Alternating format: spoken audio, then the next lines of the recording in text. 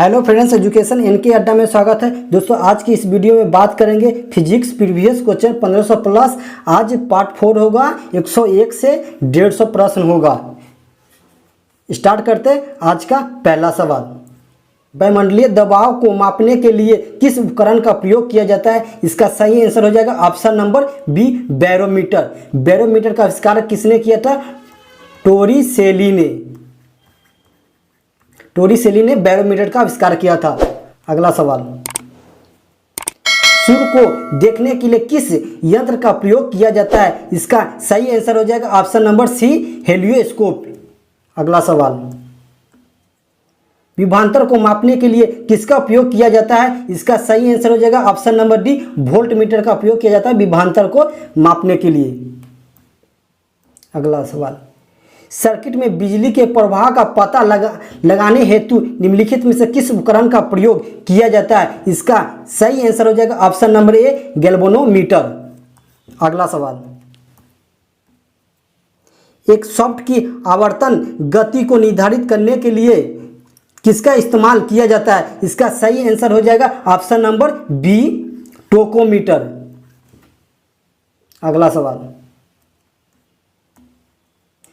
विभवमापी मूलतः एक है, क्या है? यह मापन उपकरण है, एक मापन उपकरण है। अगला सवाल, इनमें से किस उपकरण से विद्युत धारा मापा जाता है? सही आंसर हो जाएगा ऑप्शन नंबर बी। अगला सवाल, एमीटर क्या है? एमीटर को परिपथ में श्रेणी में संयोजित किया जाता है और निम्न विद्युत प्रतिरोध होना चाहिए, कम विद्युत खिंचाव होना चाहिए। ऑप्शन नंबर डी हो जाएगा सही आंसर। अगला सवाल, किसको मापने के लिए स्टेलोगोमीटर का उपयोग किया जाता है? इसका आंसर हो जाएगा ऑप्शन नंबर बी, पृष्ठ तनाव। अगला सवाल, ओडोमीटर एक ऐसा उपकरण है जिसका उपयोग गाड़ियों में डैश मापने के लिए किया जाता है। इसका सही आंसर हो जाएगा ऑप्शन नंबर डी, दूरी को मापने के लिए ओडोमीटर का प्रयोग किया जाता है। अगला सवाल, निम्नलिखित में से कौन सा प्रवाही मापन उपकरण एक क्षेत्र मीटर है? इसका सही आंसर हो जाएगा option number C, pitot tube. अगला सवाल, टोकोमीटर डैश का मापन करता है? इसका सही आंसर हो जाएगा ऑप्शन नंबर डी, गतिपालक चक्र की गुणात्मक चाल। अगला सवाल, टोकोमीटर का उपयोग क्या मापता है? यह चक्कर प्रति मिनट आरपीएम मापता है टोकोमीटर। ऑप्शन नंबर ए हो जाएगा सही आंसर। अगला सवाल, मल्टीमीटर में क्या होता है? मल्टीमीटर में होता है वोल्ट मीटर होता है, करेंट मीटर होता है, ओम मीटर। ऑप्शन नंबर डी सही आंसर हो जाएगा। अगला सवाल, रिएक्टर पैमाने के बारे में निम्नलिखित में से क्या गलत है? इसका सही आंसर हो जाएगा ऑप्शन नंबर डी हो जाएगा, क्योंकि रिएक्टर पैमाने पर 8 से 9 की तीव्रता का अर्थ होता है हल्का भूकंप, नहीं सबसे भारी होता है भूकंप। अगला सवाल, तरल पदार्थ के घनत्व को मापने के लिए किया जाता है? ऑप्शन नंबर बी हो जाएगा, हाइग्रोमीटर का प्रयोग किया जाता है। अगला सवाल, पानी के अंदर की वस्तु का पता लगाने के लिए किस यंत्र का प्रयोग किया जाता है? इसका सही आंसर हो जाएगा ऑप्शन नंबर सी, सोनार का प्रयोग किया जाता है। अगला सवाल, जहाजों में क्या मापने के लिए इकोलोकेशन का उपयोग किया जाता है? तो ऑप्शन नंबर सी हो जाएगा, पानी की गहराई को मापने के लिए उपयोग किया जाता है। अगला सवाल, दूध के घनत्व को निर्धारित करने के लिए कौन सा उपकरण का उपयोगी है? इसका आंसर हो जाएगा ऑप्शन नंबर बी, लैक्टोमीटर। इसका आंसर हो जाएगा लैक्टोमीटर। अगला सवाल, ऑटोमोबाइल में यात्रा की दूरी को मापने के लिए निम्न में से किस उपकरण का उपयोग किया जाता है? इसका सही आंसर हो जाएगा ऑप्शन नंबर बी, ओडोमीटर। अगला सवाल, किसी वोल्टमीटर का उपयोग डैश मापने के लिए किया जाता है? इसका सही आंसर हो जाएगा विभवांतर मापने के लिए वोल्टमीटर का उपयोग किया जाता है। Option number B. अगला सवाल, गैल्वेनोमीटर का उपयोग किया जाता है? ऑप्शन नंबर डी हो जाएगा, विद्युत धारा की दिशा को पता लगाने के लिए प्रयोग किया जाता है। डैश वह उपकरण है जिसका उपयोग मोटर गाड़ियों में दूरी मापने के लिए किया जाता है। सही आंसर हो जाएगा ऑप्शन नंबर बी, ओडोमीटर। अगला सवाल, डैश वाहन की गति जानने में मदद करता है। इसका सही आंसर हो जाएगा ऑप्शन नंबर ए, स्पीडोमीटर। अगला सवाल, डैश इकोलोकेशन का एक प्रकार है। इसका हो जाएगा ऑप्शन नंबर डी, सोनार का एक प्रकार है। अगला सवाल, विभवांतर को मापने के लिए डैश उपकरण का उपयोग किया जाता है। Volt meter. Option number D हो जाएगा इसका वोल्ट मीटर। अगला सवाल, ये शब्द से उसी तरह संबंधित है जिस प्रकार दूसरे शब्द पहले शब्द से संबंधित है। एमीटर विद्युत धारा को मापता है और ओम मीटर प्रतिरोध को मापता है। ऑप्शन नंबर सी हो जाएगा सही आंसर, प्रतिरोध। अगला सवाल, डैश का प्रयोग हवा की शक्ति और वेग को मापने के लिए किया जाता है। ऑप्शन नंबर डी हो जाएगा सही आंसर, एनीमोमीटर। अगला सवाल, मोटर गाड़ी का ओडोमीटर क्या मापता है? दूरी मापता है। ऑप्शन नंबर बी हो जाएगा सही आंसर, दूरी मापता है। अगला सवाल, निम्नलिखित में से किसमें केवल परिणाम होता है, दिशा नहीं होता है? अदिश राशि में परिणाम होता है, दिशा नहीं होता है। इसका राइट आंसर हो जाएगा ऑप्शन नंबर सी। अगला सवाल, निम्न में से कौन सा अधिक कार्य कर सकता है? अधिक कार्य कौन कर सकता है? कार्य बराबर हो जाएगा आपको बल गुने विस्थापन। एक घूमता हुआ पहिया और बंदूक की एक चलती हुई गोली, गतिशील पत्थर, एक उठाया हुआ हथौड़ा, किसमें सबसे ज़्यादा विस्थापन होगा उसका कार्य सबसे अधिक होगा। एक विस्थापन हो जाएगा ऑप्शन नंबर बी में, सबसे ज़्यादा विस्थापन होगा, सबसे ज़्यादा अधिक कार्य उसी में होगा। अगला सवाल, कार्य डैश है। इसका हो जाएगा कोई दिशा नहीं हो, परिणाम होता है। ऑप्शन नंबर ए हो जाएगा सही आंसर। अगला सवाल, 20 न्यूटन का एक बल एक वस्तु को 2 मीटर विस्थापित कर देता है और 20 जूल कार्य करता है। बल और विस्थापन के बीच का कोण क्या होगा? तो कार्य बराबर होता है दोस्तों बल गुने विस्थापन और cos थीटा। इसका हो जाएगा 20 गुने 2 cos थीटा और कार्य कितना 20 से 20 कट जाएगा 1/cos थीटा। cos थीटा बराबर 1/2, तो cos थीटा बराबर cos 60 डिग्री का मान होता है, तो थीटा बराबर हो जाएगा 60 degree. Answer option number A हो जाएगा 60 डिग्री। अगला सवाल, एक पोर्टर जमीन से 12 केजी सामान उठाता है और उसे जमीन से 1.5 मीटर ऊपर अपने सिर पर रखता है। सामान पर उसके द्वारा किए गए कार्य की गणना करें।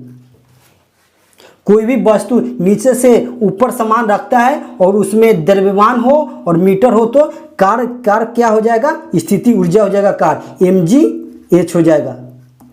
तो 12 केजी दिया हुआ है और 1.5 मीटर दिया हुआ गुने 10, जी का मान 10 दे दिया है, तो 0 से 0 पॉइंट कट जाएगा। इसका आंसर हो जाएगा 180 जूल हो जाएगा, 80 जूल हो जाएगा।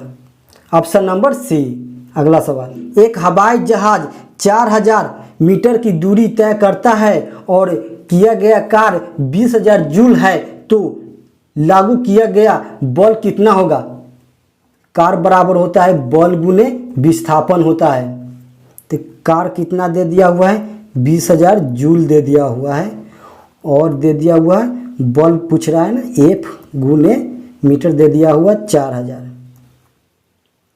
3 जीरो से 3 जीरो कट जाएगा और 4 से 5 मरते में कट जाएगा, तो बल बराबर हो जाएगा आपको 5 न्यूटन हो जाएगा। ऑप्शन नंबर ए हो जाएगा सही आंसर। अगला सवाल, जमीन के ऊपर एक बिंदु पर किसी वस्तु की गुरुत्वीय स्थिति ऊर्जा को डैश में किए गए कार्यों के रूप में परिभाषित किया जाता है। इसका आंसर हो जाएगा ऑप्शन नंबर ए। इसे गुरुत्वाकर्षण के विपरीत जमीन से उस बिंदु पर उठाने पर। अगला सवाल, 1 केजी की एक वस्तु को 10 मीटर की ऊंचाई तक उठाया जाता है, तो गुरुत्वीय बल द्वारा किया गया कार्य डैश होगा। कार्य बराबर हो जाएगा mgh। 1 केजी गुने 10 मीटर गुने 9.8 हो गया। 0 से 0 पॉइंट कट जाएगा और इसका -98 जूल हो जाएगा। सही आंसर ऑप्शन नंबर डी हो जाएगा, क्योंकि गुरुत्वीय बल द्वारा किया गया कार्य, कोई वस्तु गुरुत्वीय बल पृथ्वी को खींचता है और ये 10 मिनट की ऊंचाई पर उठाया जाता है, इसीलिए माइनस हो जाएगा।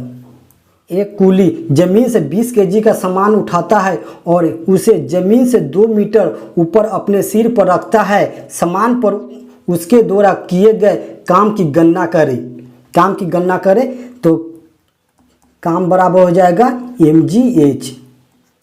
20 केजी दे दिया है, 2 मीटर और जी का मान 10 दे दिया है, तो इसका हो जाएगा 400 जूल हो जाएगा, क्योंकि कूली द्वारा कार्य है, आदमी के द्वारा किया गया कार्य। अगला सवाल, जब कोई वस्तु बल की दिशा में 1 मीटर की दूरी 1 न्यूटन बल के द्वारा चलती है तो किए गए कार्य की मात्रा कितनी होगी? वाट। कार्य बराबर होता है बल गुने विस्थापन। कार्य कितना दे दिया है? नहीं, बल 1 न्यूटन दे दिया है और गुने 1 मीटर, तो हो जाएगा कार्य बराबर हो जाएगा 1 जूल। अगला सवाल, 10 किलोग्राम वजन वाले सूटकेस को उठाकर एक प्लेटफॉर्म पर खड़े यात्री द्वारा किए गए कार्य शून्य हो जाएगा, क्योंकि कोई आदमी प्लेटफॉर्म पर खड़ा है तो हमें विस्थापन नहीं हुआ, दूरी थोड़ा सा भी नहीं हुआ, तो किया गया कार्य ऑप्शन नंबर बी हो जाएगा। सही आंसर 0। अगला सवाल, 4 किलोग्राम द्रव्यमान की एक वस्तु क्षैतिज दिशा में 5 मीटर प्रति सेकेंड की गति से बढ़ रही है। उसकी गति 10 मीटर प्रति सेकेंड तक बढ़ाने के लिए उस पर किया गया कितना होगा? कार्य बराबर हो जाएगा 1/2 mv²। तो यहाँ v² के मान हो जाएगा, 2 गो चाल दिया हुआ है, 1/2 m के मान दिया हुआ 4 और 10 का स्क्वायर माइनस 5 का स्क्वायर, तो हो जाएगा 1/2 गुने 10 का स्क्वायर 100, 25, 75 हो जाएगा गुने 75, 4 से 2 मरते कर दिया जाएगा 150 जूल हो जाएगा आंसर। ऑप्शन नंबर ए हो जाएगा सही आंसर। अगला सवाल, किलोग्राम वजन की एक गेंद को स्थिर स्थिति से गिराया जाता है। जब यह 2 मीटर की दूरी से गिरती है तो गुरुत्वाकर्षण के बल से लगने वाला कार्य कितना होगा? कार्य बराबर होता है mgh, क्योंकि 2 मीटर से गिराया जाता है, तो हो जाएगा आपको 0.1 गुने 2 9.8, तो इसका हो जाएगा आपको 1.96 जूल हो जाए, क्योंकि ऊपर से गिरा रहा है। कोई भी गुरुत्वाकर्षण बल पृथ्वी को खींचता है और ऊपर से गिरा है, सेम डायरेक्शन में पॉजिटिव हो जाएगा और अपोजिट डायरेक्शन में माइनस हो जाएगा गुरुत्वाकर्षण। यहाँ कार्य हो जाएगा पॉजिटिव। राइट आंसर हो जाएगा ऑप्शन नंबर ए। अगला सवाल, एक वस्तु पर बल लगाने के बावजूद भी किया गया कार्य शून्य हो जाएगा, तो उसका विस्थापन क्या हो जाएगा? विस्थापन भी शून्य होगा, कार्य शून्य होगा, विस्थापन भी शून्य होगा। अगला सवाल, एक लड़का 120 न्यूटन भार के एक बॉक्स को 2 मीटर की ऊंचाई तक उठाया जाता है, तो उसके द्वारा किया गया कार्य कितना होगा? कार्य बराबर होता है mgh। mg का मान कितना दिया हुआ है? 120 और h का मान 2, तो हो जाएगा 240 जूल। ऑप्शन नंबर सी सही आंसर हो जाएगा। अगला सवाल, दोस्तों, कार्य करने की क्षमता क्या कहलाती है? ऊर्जा कहलाती है। सही आंसर हो जाएगा ऑप्शन नंबर सी। यहाँ बोलता कार्य करने की दर शक्ति हो जाएगा। अगला सवाल, यदि कार्य का मान धनात्मक हो तो जिस निकाय पर कार्य हो रहा है, इसका सही आंसर हो जाएगा ऑप्शन नंबर डी। उसकी ऊर्जा में वृद्धि हो रहा है तब कार्य धनात्मक हो रहा है। अगला सवाल, निम्नलिखित में से किसमें कोई कार्य नहीं किया जा रहा है? ऑप्शन नंबर है जो 1 हो जाएगा, कपिल अपने कंधे पर 10 केजी भार लेकर खड़ा है। खड़ा मतलब कोई विस्थापन हो रहा है, इसमें कार्य नहीं होगा। सही आंसर ये हो जाएगा। सचिन 4 किलोमीटर चलता है, इसमें कार्य होगा। एक कुली किसी बस से किसी कार तक एक वजन से ले जाता है, इसमें भी कार्य हो जाएगा। अरुण मैदान पर क्रिकेट खेलता है, इसमें भी विस्थापन, तीनों में विस्थापन होगा, इसमें विस्थापन नहीं हो जाएगा। ऑप्शन नंबर ए हो जाएगा सही आंसर। अगला सवाल, बल द्वारा किया गया कार्य धनात्मक होता है जब विस्थापन बल की दिशा में हो। कार्य तभी धनात्मक होगा जब बल और विस्थापन के दिशा में हो। ऋणात्मक होगा बल विस्थापन और बल के विपरीत दिशा में हो, तब कार्य ऋणात्मक होगा। अगला सवाल दोस्त, निम्नलिखित में से किन गतिविधियों में कहा जा सकता है कि कार्य किया गया है? हर्ष पुस्तक पढ़ रहा है, इसमें कोई विस्थापन नहीं होगा। पिंकी समतल सड़क पर अपने सिर पर पुस्तक रखकर चल रही, इसमें विस्थापन होगा, इसमें कार्य होगा। श्रुति कुर्सी पर बैठी हुई, इसमें कोई कार्य नहीं होगा। खुशी घर के दीवार को धक्का दे रही है परंतु ऐसा करने में असफल है, इसमें भी कोई कार्य नहीं होगा। ऑप्शन नंबर बी हो जाएगा सही आंसर। अगला सवाल, कार्य शून्य होने की स्थिति में विस्थापन और लगाए जाने वाले बल के बीच का कितना कोण होगा? बल के बीच का कितना कोण होगा? तो कार्य जीरो हो जाएगा एफ बल गुने विस्थापन cos थीटा हो जाएगा। ये भी जीरो हो जाएगा, cos थीटा बराबर जीरो होता है। किसका मान? 90 डिग्री का मान जीरो होता है cos theta. Option number C हो जाएगा सही आंसर। दोस्तों वीडियो अच्छा लगे तो लाइक सब्सक्राइब शेयर जरूर करें।